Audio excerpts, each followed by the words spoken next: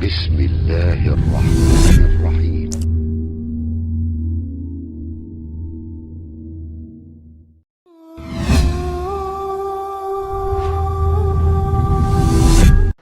Assalamualaikum warahmatullahi wabarakatuh. Bersyukur kepada Allah dengan mengucapkan Alhamdulillahi Rabbil Alamin. Berselawat kepada Rasulullah dengan ucapan Allahumma salli ala Sayyidina Muhammad wa ala ali Sayyidina Muhammad.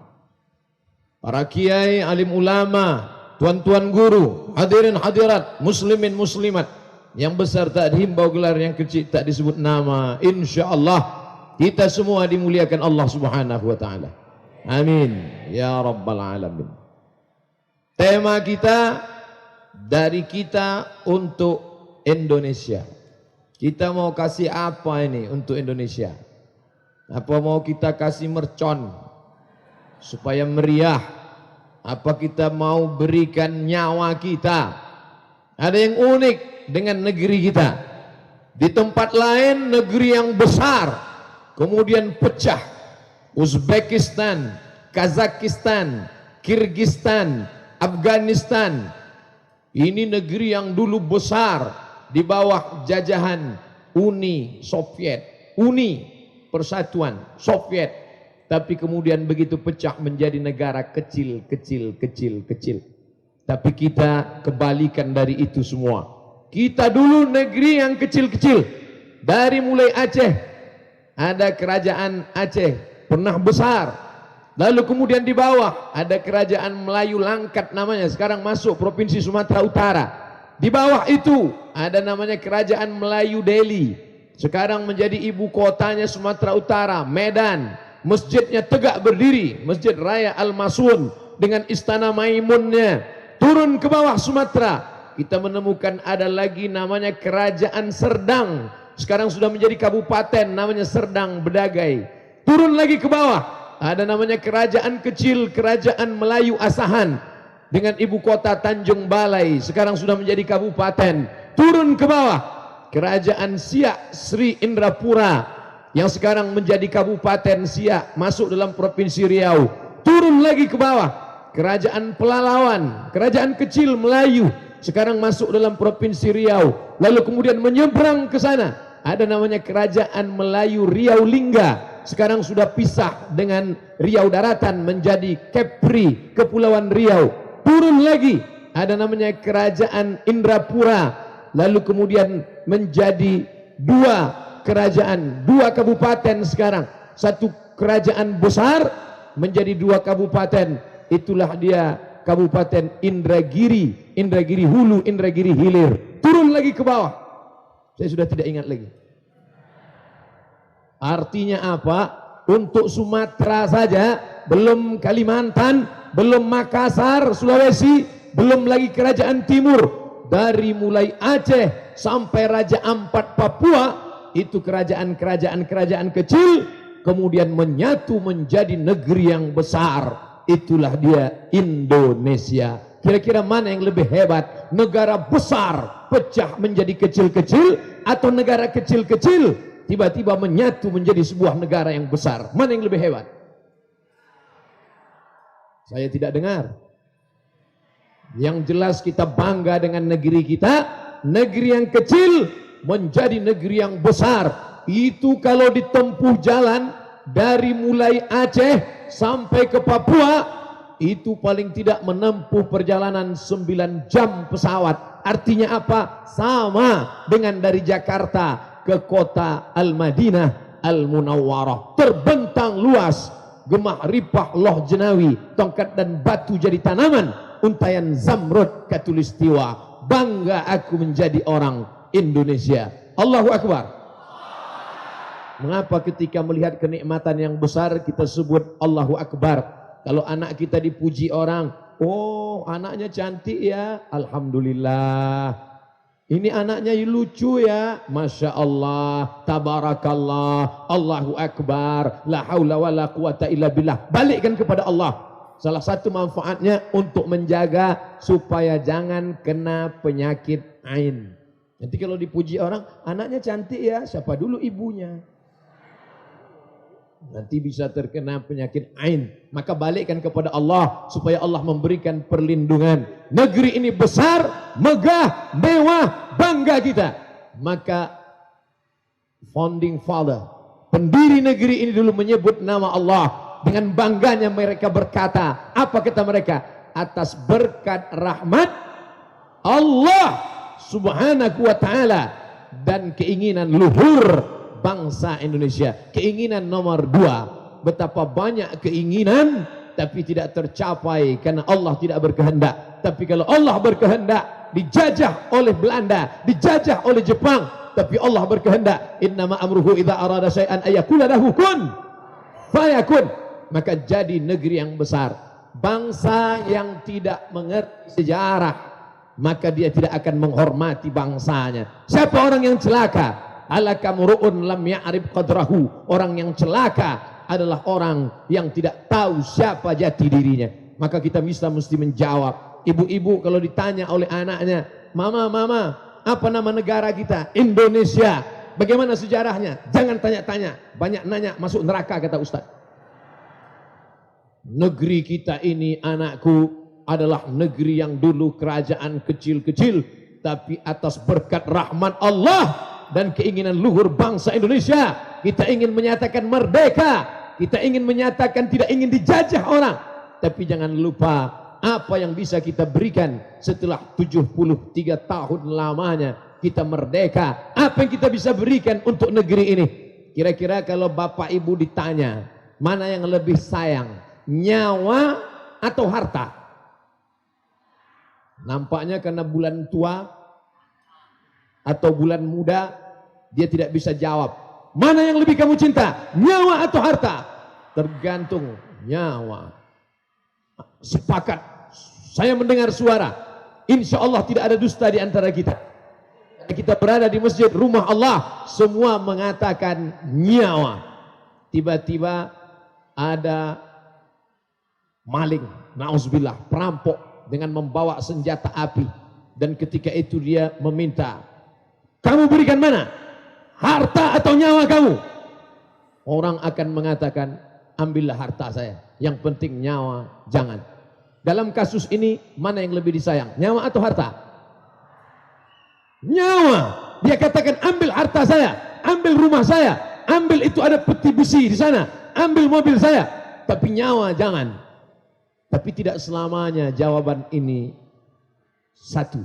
Dalam kasus yang lain, ketika damkar pemadam kebakaran sampai ke sebuah rumah yang terbakar, saat itu petugas damkar berkata, ibu, bapak, ayo naik, ini api sudah bergejolak. Tapi ternyata di dalam mereka sibuk apa? Mencari surat tanah. Pada saat itu kira-kira apa yang dia cinta? Nyawa atau harta? Harta. Jadi ada saatnya nyawa lebih disayang, tapi di saat lain orang lebih menyayangi harta. Nah, ketika kita ikhtilaf dalam kasus perampokan, ambillah harta, nyawa jangan. Tapi dalam kasus kebakaran, orang tidak mementingkan keselamatannya, biar terbakar, biar hangus, yang penting surat tanah, cincin, emas, berlian terselamatkan. Nah, dalam kasus ini berbeda. Kalau kita berbeda dalam satu masalah, fa in tanaza'tum fi syai'in, kalau kamu bersilang pendapat, terjadi perselisihan dalam satu masalah, kemana kamu mencari jawaban? Farudduhu ilallah. Lihat jawabannya dari Allah, lihat Al-Quran, wa ila Rasul, lihat Rasul, sunnah Nabi Muhammad sallallahu alaihi wasallam. Nah, dalam Al-Quran dikatakan, mana yang lebih disayang manusia antara nyawa dengan harta? Maka dalam Quran dikatakan, wa tujahiduna fi sabilillah, kamu berjihad di jalan Allah, bi amwalikum, dengan harta kamu. Maka di sini yang menang adalah harta. Kenapa Allah lebih mendahulukan kata harta daripada nyawa? Bi amwalikum, dengan harta kamu, wa anfusikum, dengan diri nyawa kamu. Allah lebih mengedepankan penyebutan harta karena memang banyak manusia cinta kepada harta. Maka yang pertama kita berikan untuk Indonesia, dari kita untuk Indonesia. Apa yang bisa kita berikan untuk negeri ini?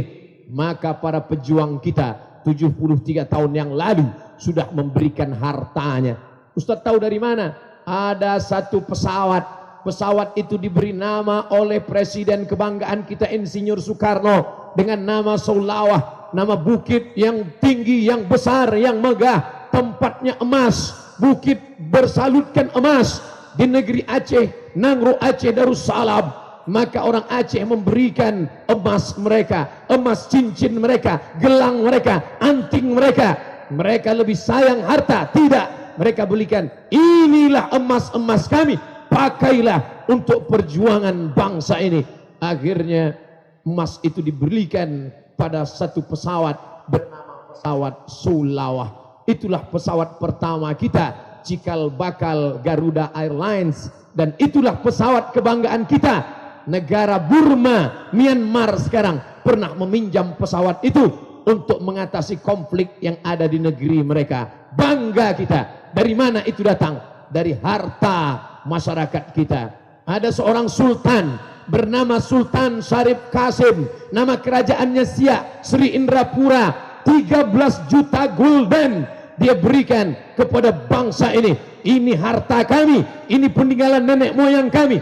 Saudara-saudara yang dimuliakan Allah, para pemirsa sekalian, bisa datang ke istana Siak Sri Indrapura menyaksikan bagaimana kursi sultan masih emas sampai hari ini, masih tegak berdiri. Bahkan ada kaca cermin, ada kaca cermin yang terbuat dari, Masya Allah, Tabarakallah, langsung itu luar biasa ciptaan Allah.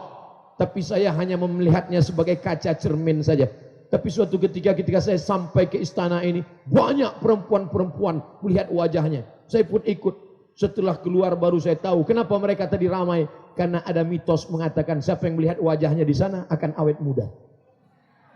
Sebenarnya yang mau diambil pelajaran bukan mitosnya, tapi kita melihat, oh ternyata dulu bangsa kita kaya, kursinya dari emas, bukan cincinnya dari emas, bukan gelangnya dari emas, kursinya dari emas. Pantesan bisa dia memperjuangkan negeri ini dengan hartanya 13 juta gulden. Adapun kerajaan-kerajaan lain yang tidak saya sebutkan, bukan berarti mereka tidak berbuat. Mereka berbuat, mereka sudah menyumbang untuk negeri ini. Kenapa Ustaz Somad tidak sebutkan? Saya tidak tahu.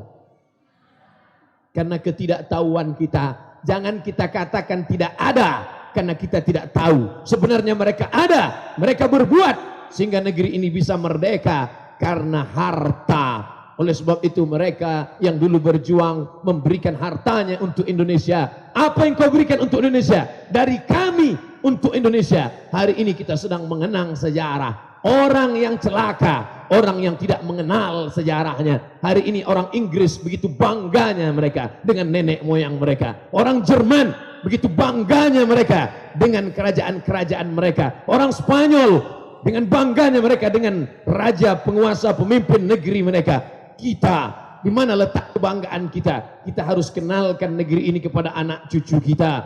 Apa yang sudah diberikan dulu oleh nenek moyang kita, sehingga kita bisa berkata, aku orang Indonesia, ini negeriku, ini bangsaku. Yang pertama yang kau berikan adalah harta. Harta yang paling kau sayang, itu yang akan ditanya oleh Allah Subhanahu wa ta'ala ketika negeri ini merdeka. Apa yang kau berikan? Apa yang sudah kau sumbangkan? Apa yang sudah kau kontribusikan? Ketika kita bisa menjawab, alhamdulillah, ini harta kami, ini emas kami, ini berlian kami, ini minyak kami, ini gas alam kami, ini kelapa sawit kami, ini kelapa hibrida kami. Kamu, apa yang sudah kamu berikan? Aku menceritakannya saja. Paling tidak kita pernah menceritakan supaya orang tahu. Beritahu kepada orang yang tidak tahu. Siapa yang tidak tahu mesti dikasih tahu. Tapi ada orang yang tidak mau tahu. Kita doakan semoga dikirimkan Allah pintu, diberikan Allah ke dalam hatinya angin hidayah, sehingga dia bisa mensyukuri nikmat terbesar. Bukanlah nikmat sehat, nikmat terbesar bukanlah nikmat panjang umur. Nikmat terbesar nikmat iman kepada Allah, bahwa kita menjadi bangsa yang besar. karena karunia Allah. Kalau kita syukuri ini, insya Allah, Allah berjanji dalam Quran, la in syakartum la azidannakum. Kalau kau syukuri nikmat berbangsa ini, kalau kau syukuri nikmat yang besar ini, akan aku tambahkan ke depan. Ini sekarang kita sedang terjadi krisis kebangsaan. Orang-orang sedang menipis kebangsaannya. Mengapa orang tipis kebangsaannya? Macam-macam. Karena serangan dari luar, karena cekcok dari dalam, karena krisis politik, krisis ekonomi, krisis pendidikan. Alhamdulillah kita ngaji, tapi kita masih mengaji tentang kebangsaan. Dari kita untuk Indonesia, kita sudah berbuat banyak atau sedikit, tergantung kita membandingkannya dengan orang lain. Apa yang sudah kau berikan untuk negeri ini? Apa yang sudah kau lakukan untuk bangsa ini?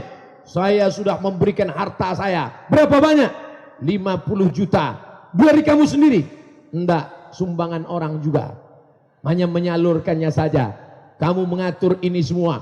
Harta yang paling disayang oleh manusia, yang dicari pagi, pulang petang, peras keringat, banting tulang, hanya untuk mendapatkan harta.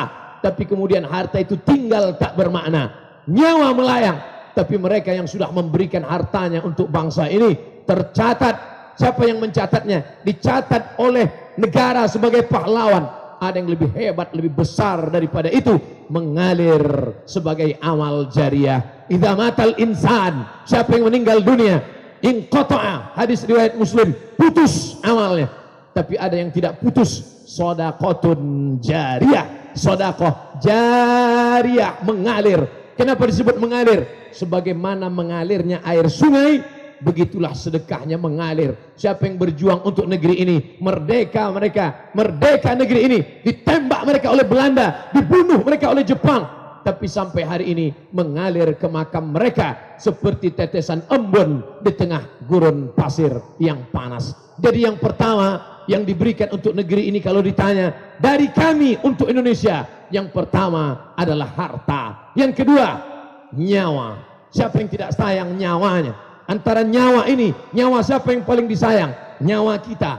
Seandainya datang perampok, na'udzubillah, ke malam-malam yang gelap, datang perampok bertanya kepada ibu, ibu, mana yang kamu sayang? Nyawamu atau rumah ini? Nyawa lebih saya sayang. Lalu kemudian ada yang bertanya kepada bapak, hai bapak, mana yang lebih kamu sayang? Nyawamu atau nyawa istrimu? Nyawa saya, istri saya ambil aja. Tentu tidak begitu. Kita sudah menjadi kesatuan, semuanya kita bela. Jangan ada nyawa yang rusak. Karena dalam Islam diajarkan nyawa bapak, nyawa ibu, nyawa anak, nyawa saya, nyawa itu satu spirit. Man qatala nafsan bighairi nafsin faka'annama qatala an-nasa jami'a. Siapa yang membunuh satu orang, seakan-akan dia sudah membunuh semua orang. Makanya kalau ada orang, nanti saya bunuh kamu, jangan macam-macam. Kita ini satu jiwa. Kamu bunuh dia, berarti kamu membunuh anak saya. Kamu bunuh anak kamu, kamu bunuh anak mereka, berarti kamu sama dengan membunuh anak saya. Karena orang Islam meyakini bahwa kita sama. Makanya dalam Islam diajarkan, la talmizu anfusakum, jangan kamu ejek diri kamu. La talmizu anfusakum, jangan kamu olok-olok diri kamu. Saya ketika membaca ayat ini, la talmizu anfusakum, jangan kamu ejek diri kamu. Loh, ini ayat keliru. Mana ada orang mengejek dirinya sendiri? Saya gila, saya bodoh, saya goblok. Enggak ada orang mengejek dirinya sendiri. Ternyata apa makna ayat ini? La talmizu anfusakum, jangan kamu ejek diri kamu. Ketika kamu mengejek tetanggamu, sesungguhnya kamu mengejek dirimu sendiri. Ketika kamu mengejek saudaramu, sesungguhnya engkau mengecam dirimu sendiri. Ketika kau mengolok-olok tetanggamu, sesungguhnya engkau sedang mengolok dirimu sendiri. Karena kita meyakini satu kesatuan yang sama. Makanya jamaah-jamaah haji yang akan kembali dari tanah suci, jamaah haji yang pergi ke Makkah, ke Madinah, sebelum mereka berangkat, apa pesan mereka? Bapak RT, Bapak RW, tetangga, sahabat, kerabat sekalian, saya akan pergi ke tanah suci Makkah. Tolong jaga keluarga saya. Anggaplah rumah ini seperti rumah kalian. Tolong lihatkan, tengokkan, pandang, jaga. Anak-anak saya anggap seperti anak kalian, jaga. Tapi istri saya bukan istri kalian. Artinya apa? Mereka merasakan kebersamaan. Nah, dalam Islam nyawa dimuliakan. Jangan sembarangan menghilangkan nyawa. La yahillu, tidak halal damu mri'im muslim, darah seorang muslim tidak boleh ditumpahkan, tidak boleh dibunuh, tidak boleh dipancung, tidak boleh ditembak, illa bi ihda salas, kecuali dia melakukan satu di antara tiga. Yang pertama, an-nafsu bin nafsi, pembunuh. Dalam Islam pembunuh hukum pancung, mati. Yang kedua, at-tayyibuz zani, pezina ditanam di dalam tanah, dilempar batu sampai mati. Yang ketiga, at-tariku lidinihi al-mufariqu lil jamaah, orang yang murtad, meninggalkan agama, memisahkan diri dari jamaah, maka dia anggap sebagai pengkhianat, halal darahnya. Nah, bagaimana dengan nyawa? Berapa nyawa yang melayang? Hari ini mereka diberikan sertifikat sebagai pahlawan nasional. Mereka tidak pernah minta diingat dan dikenang. Kenapa negara memberikan itu? Negara sebagai apresiasi, menjunjung martabat, kehormatan, kemuliaan dari mulai Tengku Umar sampai Sultan Hasanuddin, sampai Sultan Nuku di Tidore, sampai Sisingamangaraja, sampai Pangeran Diponegoro, sampai Imam Bonjol. Mereka semua tidak pernah berpikir sedikit pun untuk menjadi pahlawan, karena mereka berbuat lillahi ta'ala. Hari ini orang berkata mereka mati, dibuatkan tahun lahir, tahun wafat. Maka Allah menegur dalam Al-Quran, wala taqulu liman yuqtalu fi sabilillah, jangan kau katakan mereka yang gugur, yang meninggal, yang mati syahid. Wala taqulu liman yuqtalu fi sabilillah amwat, jangan katakan mereka mati, bal ahya, mereka hidup. Walakin la tash'urun, tapi kalian tak bisa merasakan apa yang mereka rasakan saat ini. Dua ayat. Biasanya Allah kalau cerita cukup satu ayat. Puasa Ramadan cukup satu ayat saja. Ya ayyuhalladzina amanu kutiba alaikumusiyam kama kutiba alal ladzina min qablikum la'allakum tattaqun. Satu ayat cukup. Tapi kalau sudah bercerita tentang orang yang mati karena Allah, mati gugur karena membela negara, mati karena menegakkan kalimat Allah, melawan penjajah, apa kata Allah? Wala taqulu liman yuqtalu fi sabilillahi amwat, jangan kau katakan mereka mati, bal ahya, mereka hidup. Inna rabbihim yurzaqun, mereka mendapatkan rezeki di sisi Tuhan bersama Allah di dalam surga. Dan sampai hari ini orang-orang yang mati syahid itu banyak orang-orang soleh melihat dalam mimpi mereka. Baca ensiklopedia, kitab tentang alam barzakh yang terlengkap ditulis oleh Imam Ibnu Qayyim Al-Jauziyah. Nama kitabnya Ar-Ruh, sudah dicetak, diterjemahkan ke dalam bahasa Indonesia. Judulnya Roh, R-O-H, Roh. Bagaimana mereka yang mati syahid? Ruh mereka dibawa oleh burung berwarna hijau, hinggap di lampu-lampu dalam surga, terbang kian kemari. Begitulah indahnya mereka. Mereka tidak merasakan sakaratul maut, melainkan hanya seperti cubitan pada kulit. Tidak merasakan azab kubur, tidak merasakan hisab, dan mereka langsung masuk surga. Mereka tidak merasakan sakaratul maut. Kita pagi, petang, siang dan malam berdoa, Allahumma hawwin alaina fi sakaratil maut. Tapi mereka tak merasakan sakaratul maut. Dibuka penutup wajah mereka, tersenyum. Kata Ustadz, orang yang mati seperti kambing dikuliti hidup-hidup. Orang yang mati seperti tebasan pedang di tempat yang sama beratus kali. Orang mati seperti mata kail pancing ditarik dari kulit yang basah. Kalau memang mati itu sakit, kenapa wajahnya tersenyum? Mengapa dia tersenyum? Ternyata ada yang lebih nikmat daripada kenikmatan dunia. Sebelum mereka mati, mereka syahid, dikepakkan malaikat sayapnya, dan saat itu mereka melihat di sayap malaikat ruangan mereka dalam surga. Kamu sebelum meninggal dunia, kamu akan masuk ke dalam surga langsung tanpa hisab, dan tempatmu ini tempatnya blok C nomor 15. Bayangkan risaunya hati bapak ibu yang datang ke Islamic Center. Risau. Kenapa? Nanti kira-kira parkirnya di mana? Ustaz kok tahu? Saya pun payah juga cari parkir. Artinya apa? Untuk parkir di dunia yang hanya beberapa menit saja kita gelisah kalau tidak tahu tempatnya di mana. Bagaimana parkir di akhirat? Bukan 1 jam 2 jam, bukan sehari 2 hari, bukan sebulan 2 bulan. Berapa lama di sana? khalidina fiha abada, kekal selama-lamanya. Tapi mereka sudah tahu tempatnya. Maka sama seperti seorang perempuan yang baru melahirkan anak, katanya melahirkan anak itu menyakitkan, katanya melahirkan anak itu meregang nyawa, katanya melahirkan anak itu tak dapat diceritakan. Al-Quran bercerita tentang melahirkan anak, wahnan ala wahnin, lemah di atas lemah. Saya tidak mau menceritakannya. Nanti kalau saya ceritakan, ibu-ibu akan komen, kayak pernah aja. Bagaimana sakitnya melahirkan? Tapi begitu dia dalam keadaan pucat, bibirnya putih, datang bidan membawa anak. Ibu, lihat bayinya, maka dia tersenyum. Orang yang tidak tahu melihatnya, katanya sakit, katanya luka, katanya berdarah, katanya meregang nyawa. Kenapa dia tersenyum?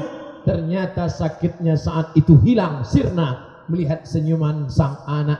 Tangisannya pun membuatnya bahagia. Jangankan tawanya, jangankan senyumnya, tangisan anak pun membuat dia bahagia. Begitulah agaknya ilustrasi bagaimana antara sakit derita dengan nikmat yang dirasa. Mohon maaf kalau sampelnya tentang melahirkan. Saya tidak bisa memberikan sampel pada bapak-bapak. Nanti kalau saya ceritakan sampel bapak, ibu belum tentu senang. Tapi sampel pada ibu pasti bapak senang. Apa maknanya? Ada saatnya bahagia, ada saatnya luka, tapi ada saat yang sama. Di saat luka orang bisa berbahagia. Kapan itu? Sakaratul maut yang menyakitkan, tapi di saat itu dia bahagia melihat tempatnya. Nah, apa yang kau berikan untuk Indonesia? Apa yang kau berikan untuk Indonesia? Mereka bisa menjawab. Apa kata Tengku Umar dari Aceh? Seandainya aku mati malam ini, aku akan mati syahid. Tapi kalau aku besok pagi masih hidup, aku masih bisa minum kopi. Apa maknanya? Mereka menganggap hidup ini simpel, sederhana. Nanti kalau aku perang, gimana anakku? Bagaimana istriku? Bagaimana rumahku? Bagaimana kendaraanku? Bagaimana ini? Bagaimana ini? Mereka menganggap hidup ini simpel saja. Kalau malam ini hidup, mati syahid. Kalau besok pagi hidup, kita masih bisa minum kopi, masih bisa makan, masih bisa tertawa, masih bisa bersenda gurau. Karena bagi mereka hidup hanyalah persinggahan saja. Mereka tidak menghabiskan energi untuk hidup.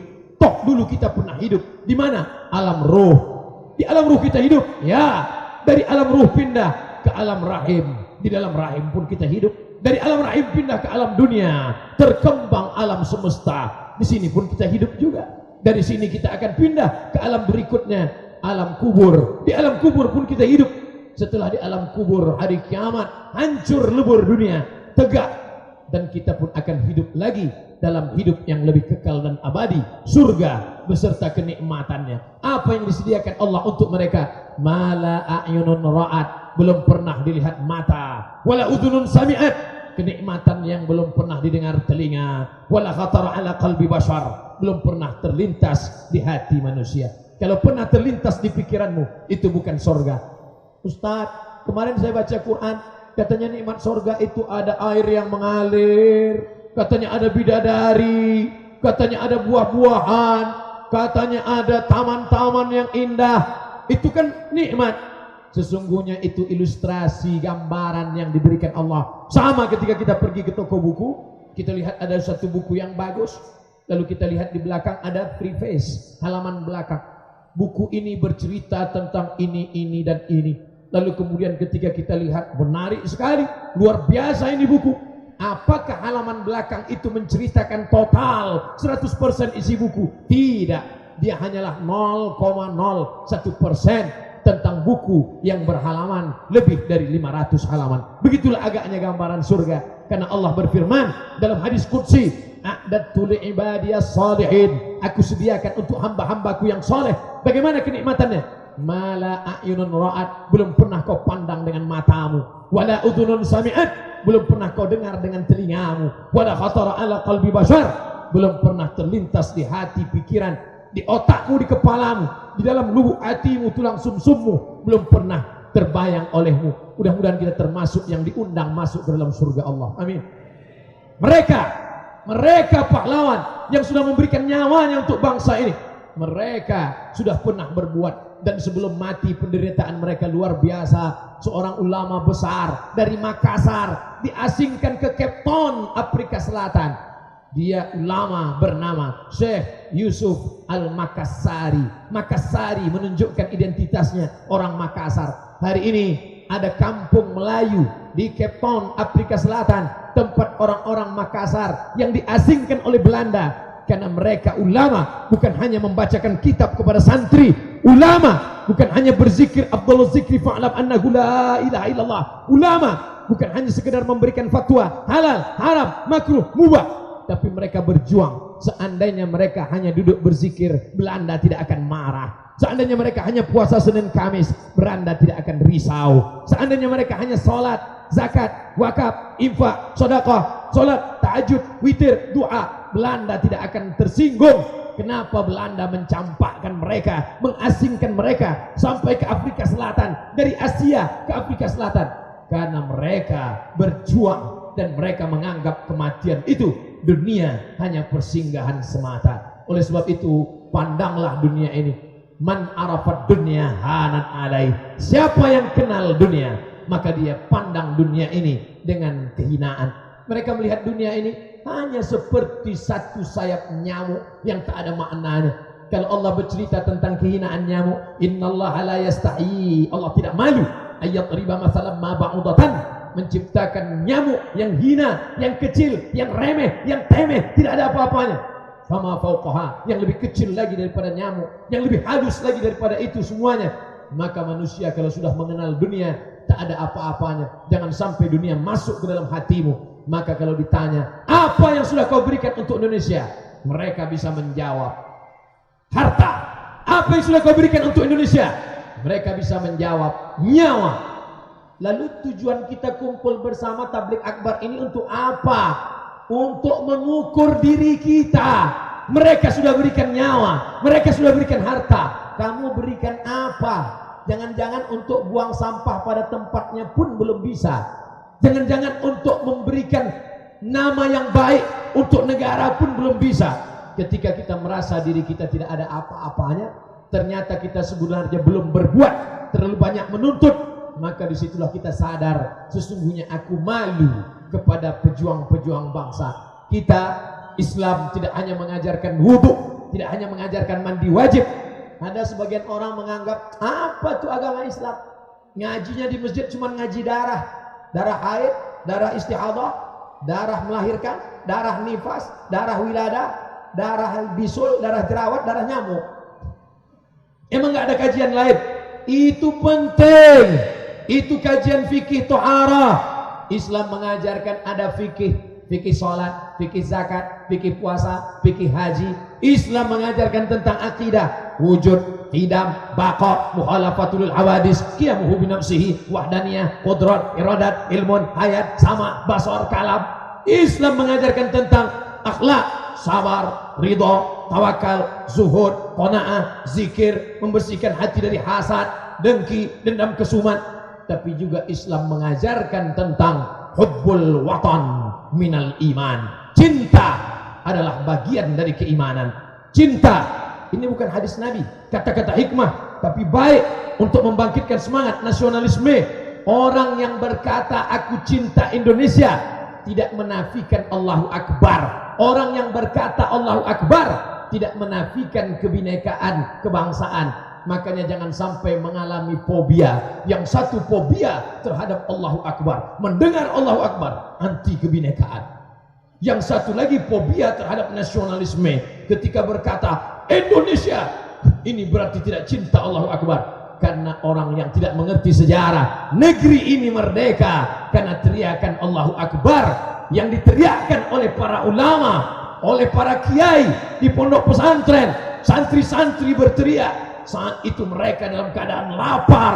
Hari Jumat tanggal 17 Agustus 1945 jatuh pada bulan suci Ramadan. Saat itu mereka dalam keadaan lapar, yang menggerek bendera lapar, yang menyanyikan Indonesia Raya lapar. Bung Karno, Bung Hatta berdoa dalam keadaan lapar. Teriakan lapar itulah yang membuat Belanda lari pulang sampai ke Amsterdam. Teriakan lapar itu yang membuat Jepang lari sampai ke Tokyo. Seandainya pejuang ini dulu kenyang, tidak mungkin mereka takut, karena orang kenyang susah untuk berteriak Allahu Akbar. Paling-paling alhamdulillah. Itu pun ingatnya setelah baru ingat. Kalau tidak lupa semuanya. Oleh sebab itu maka kita mesti ceritakan kepada anak-anak bangsa kita. Kita mesti sampaikan kepada mereka yang lupa. Apa yang sudah kau berikan? Nyawa, alhamdulillah. Harta, alhamdulillah. Anak-anak kita didik, kita tanamkan kepalanya. Dulu alhamdulillah kita punya mata pelajaran namanya PMP, Pendidikan Moral Pancasila. Kita punya nama pelajaran PSPB. Kita punya macam-macam. Sekarang sebagiannya sudah tidak ada lagi. Maka kita sedang mengalami krisis kebangsaan. Maka anak-anak kita harus kita didik. Yang sudah menyerahkan anaknya ke pondok pesantren, Islamic boarding school, dalam kepalanya ada fisika, ada kimia, ada matematika, ada bahasa Inggris, ada matematik, tapi juga dalam kepalanya ada Quran, ada hadis, ada fikih, ada sejarah. Maka sejalan nanti dia, jangan sampai dia paham agama tapi krisis tentang ilmu-ilmu yang membuat dia terang pikirannya. Itu yang dikatakan oleh Said Nursi, ilmu agama membuat hati terang benderang. Ilmu umum, sains, teknologi membuat otak terang benderang. Terang hatinya, gelap otaknya. Ada pula orang yang terang otaknya, gelap hatinya. Yang lebih parah, otaknya gelap, hatinya hitam. Nauzubillah. Kita ingin anak-anak kita mudah-mudahan dengan fisika, dengan kimia, dengan biologi, dengan matematika, terang kepalanya, cerdas otaknya, rasional, tapi juga hatinya terang benderang karena dia selalu berdoa munajat tahajud di tengah malam. Allahumma ja'al fi qalbi nura, jadikan dalam hatiku cahaya, wa fi sam'i nura, dalam telingaku cahaya, wa fi basari nura, dalam pandangan mataku cahaya, wa an yamini nura, sebelah kanan cahaya, wa an yasari nura, sebelah kiri cahaya, wa min amami nura, dari depan cahaya, wa min khalfi nura, dari belakang cahaya, wa min fawqi nura, dari atas cahaya, wa min tahti nura, dari bawah cahaya, bercahaya. Kenapa kita bisa memandang hari ini? Saya bisa memandang ini laki-laki, ini perempuan, ini ibu-ibu, ini bapak-bapak, ini orang, ini tiang. Kenapa kita bisa memandang? Orang berkata ustadz bisa memandang karena ustadz punya mata. Bukan. Kita bisa memandang bukan karena kita punya mata. Siapa yang berargumentasi, siapa yang berpendapat, kita bisa mandang karena punya mata. Nanti malam masuk kemari jam 12, buka mata lebar-lebar, matikan lampu. Datang kemari jam 12 malam, matikan semua lampu, buka matamu lebar-lebar. Kau tidak akan bisa melihat mana tiang, mana dinding, mana orang, mana tiang. Kenapa? Sesungguhnya engkau melihat bukan karena mata, tapi karena cahaya. Man lam yaj'alillahu lahu nuran, siapa yang tidak diberikan Allah cahaya, fama lahu min nur, maka dia tidak akan mendapatkan cahaya untuk selamanya.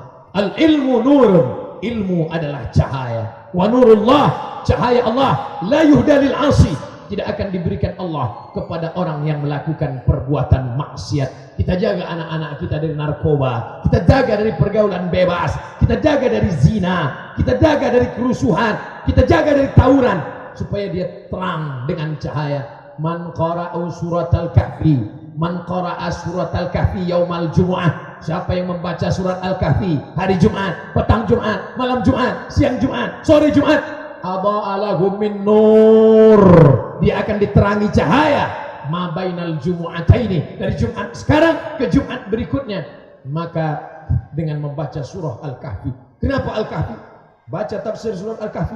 Di antara yang bisa membedakan mana Al-Masih asli, mana Al-Masih Dajjal, orang yang mengamalkan surat Al-Kahfi hari Jumat, petang Jumat, siang Jumat, malam Jumat. Dan sebelum salam jangan lupa minta perlindungan kepada Allah. Allahumma inni a'udzubika min adzabi jahannam wa min adzabil qabri wa min fitnatil mahya wal mamat wa min syarri fitnatil masihid dajjal. Karena ada nanti suatu zaman orang tidak lagi bisa membedakan mana yang hak, mana yang batil, mana yang betul, mana yang salah, mana yang lurus, mana yang bengkok, mana yang hitam, mana yang putih. Di saat semuanya abu-abu, di saat tidak bisa dibedakan, orang mengikut orang banyak. Kalau banyak membuka aurat, maka yang buka aurat benar. Kalau banyak melakukan dosa, maka orang yang tidak ikut-ikutan merasa salah. Apa kata Sayyidina Ali? Aku tidak pernah khawatir antara hak dan batil. Aku tidak pernah khawatir antara hak dan batil, karena memang isi dunia ada hak, ada batil. Ada Fir'aun, ada Musa, ada Ibrahim, ada Namrud, ada Isa, ada Herodes, ada Muhammad, ada Abu Lahab. Memang isi dunia ini hak dan batil. Aku tidak ragu tentang itu. Yang aku khawatirkan adalah ketika yang batil muncul, orang yang hak diam, maka orang yang batil merasa dirinya betul. Hari ini kita melihat banyak orang batil merasa dirinya betul gara-gara orang betul diam. Akhirnya tak dapat dibedakan mana batil, mana betul, mana betul, mana batil. Oleh sebab itu alhamdulillah jamaah yang ramai, adik anak-anak muda kita pandang memandang. Kalau dipandang, diadakan survei, ini sebagian besarnya anak muda, maka kebanggaan yang luar biasa. Dari mana anak-anak muda bisa mengenal ulama? Dari mana anak-anak muda bisa kenal ceramah? Mereka ingin merusak kepala anak-anak kita dengan Twitter. Mereka ingin merusak otak anak kita dengan YouTube. Mereka ingin rusak dengan WhatsApp. Aneh bin ajaib. Tapi justru mereka mengenal ulama karena Twitter, BBM, WhatsApp, Instagram. Justru yang disangka akan merusak malah memperbaiki. Wa makaru, mereka melakukan tipu daya. Wa makarallah, mereka balas tipu daya itu. Wallahu khairul makirin, Allah memberikan balasan sesuai dengan perbuatan mereka. Yukhadi'un Allah, mereka menipu Allah. Mereka menyangka, kami sedang tipu Tuhan. Wa ma yukhadi'un, mereka tidak menipu Allah. Yukhadi'un Allah, mereka menyangka sedang menipu Allah. Wa huwa khadi'uhum, tapi mereka lah yang sebenarnya sedang dimainkan dengan tipu muslihat. Oleh sebab itu anak-anak kita mesti kita didik dengan kecerdasan intelektual, kecerdasan spiritual, keseimbangan emosional. Otaknya cerdas, fisikanya mantap. Setelah dia punya pekerjaan, dia mulai dapat gaji, akhirnya dia memiliki kepribadian, rumah pribadi, mobil pribadi, kebun pribadi, punya anak, punya istri, mapan, tenang, adem, ayem, tentrem. Tapi jiwanya kosong, hatinya hampa, dia terkena stres, depresi. Akhirnya dia masuk ke rumah-rumah spiritual palsu, rumah-rumah yang menjanjikan ketenangan. Anda masuk ke rumah ini, maka Anda akan tenang.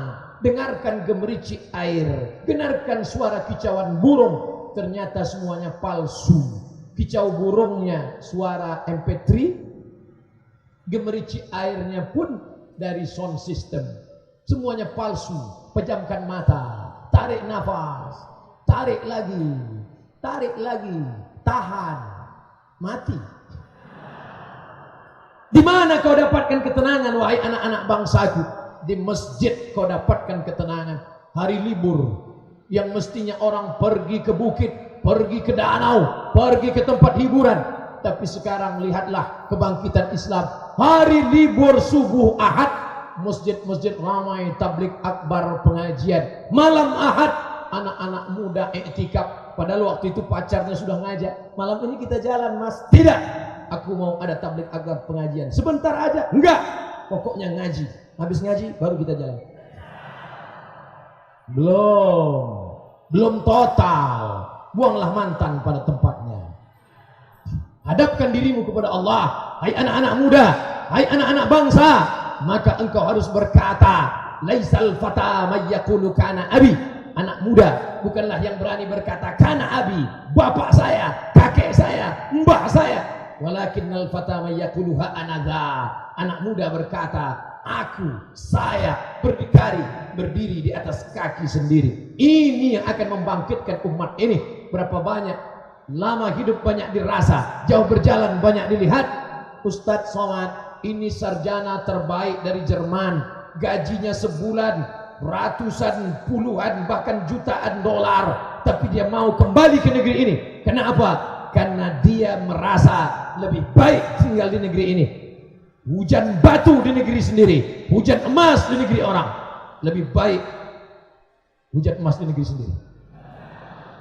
Mereka pulang Ustaz, padahal kalau mereka mau di luar lama. Apa yang mereka cari? Kenikmatan dunia sesaat saja. Mereka masih mau pulang. Mereka tidak melihat penghargaan, penghormatan pemerintah. Mereka tidak ingin diangkat menjadi ASN, PNS golongan tinggi. Tapi mereka merasakan kepuasan batin ketika melihat anak bangsa. Maka kita akan ditanya, apa yang sudah kau berikan untuk negeri ini? Nyawaku. Apa yang sudah kau berikan untuk negeri ini? Hartaku. Apa yang sudah kau berikan di negeri ini? Anakku. Untuk mengabdikan ilmunya, mengabdikan amal-amalnya. Ini semua berasal dari mana? Ajaran Islam mengajarkan kepada kita itu semua. Dari mana kita belajar ini? Hijrah. Sekarang sedang lagi tren hijrah. Apa itu? Artis hijrah. Apa itu? Geng motor hijrah. Apa itu? Jombloan sejati hijrah. Apa itu? Anak-anak muda pemuda hijrah. Ini lagi tren nih hijrah. Siapa itu sebenarnya orang yang hijrah? Al-muhajir, orang yang hijrah. Man hajara manahallahu an. Orang hijrah bukan orang pindah tempat. Kamu sudah hijrah? Sudah. Dari mana? Dari Jakarta Selatan ke Jakarta Utara. Bukan. Kamu sudah hijrah? Sudah. Hijrah dari mana? Dari partai politik satu ke partai yang lain. Bukan. Hijrah adalah man hajara manahallahu an, meninggalkan yang dilarang oleh Allah Subhanahu wa taala. Oleh sebab itu maka belajar dari hijrah. Ada yang memberikan nyawanya, digulung dalam gulungan daun korma, diambil daun korma, digulung dalam daun korma, diikat. Setelah itu digantung, dibakar dari bawah, dibakar dari bawah, melepuh itu kulit korma terbakar, kulitnya ikut. Kenapa tidak langsung dibunuh saja? Kenapa tidak langsung dipancung saja? Kalau langsung dipancung mati. Mereka menikmati orang setengah mati.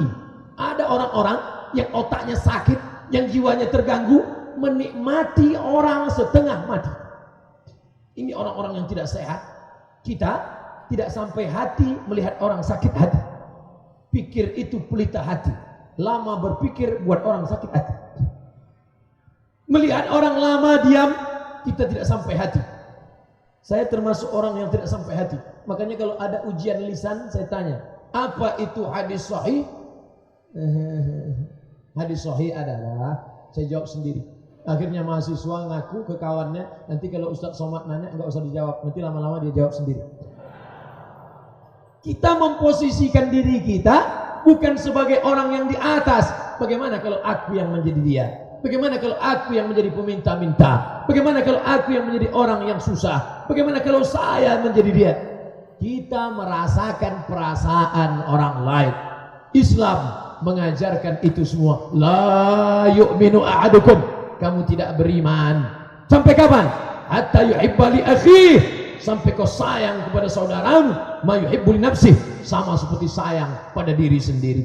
Nabi lewat di depan rumah seorang laki-laki bernama Yasir, nama anaknya Ammar, nama istrinya Sumayyah. Lewat Nabi, tiga-tiganya memeki di dalam rumah, tolong, tolong, tolong kami. Tapi saat itu Nabi lemah, tidak bisa menolong. Apa kata Nabi? Sabran ya ala Yasir, sabar wahai keluarga Yasir, inna mau'idakumul jannah, sorga balasan bagi kalian. Takdir, apa yang terjadi? Malang tak dapat ditolak, untung tak dapat diraih. Abu Jahal menikamkan tombaknya yang tajam ke jantung Sumayyah. Perempuan pertama mati syahid, Sumayyah meninggal dunia. Bahkan disiksa Ammar sampai hilang kesadarannya, sampai keluar kata-kata kafir dari mulutnya. Sahabat yang mendengar tidak sampai hati, sedih, melapor kepada Nabi, ya Rasulullah, aku mendengar kata-kata kafir keluar dari mulut Ammar. Apakah dia murtad? Apakah dia masuk neraka? Apakah dia menjadi kafir nyata? Apa kata Nabi? Nabi diam, tidak ada jawaban. Sampai Jibril yang membela Ammar bin Yasir, Jibril yang membawakan wahyu dari Allah. Illa man ukriha wa qalbuhu mutmainnun bil iman. Ada orang-orang yang keluar kata kafir dari mulutnya, tapi hatinya tetap tenang, karena dia tetap dalam keimanan kepada Allah Subhanahu wa ta'ala. Mereka memberikan nyawa mereka. Sadarlah kita, dari mana inspirasi Tengku Umar? Dari mana inspirasi Pangeran Diponegoro? Bagaimana inspirasi? Dari mana mereka terinspirasi? Dari Islam. Mereka tidak berbuat sendiri. Sultan Hasanuddin Raja tidak berpikir sendiri, tapi dia ambil kekuatan itu dari hijrah, dari Al-Quran, dari Sunnah Rasulullah Sallallahu Alaihi Wasallam. Bersandar ke tembok, tembok akan runtuh. Bersandar kepada harta, harta akan binasa.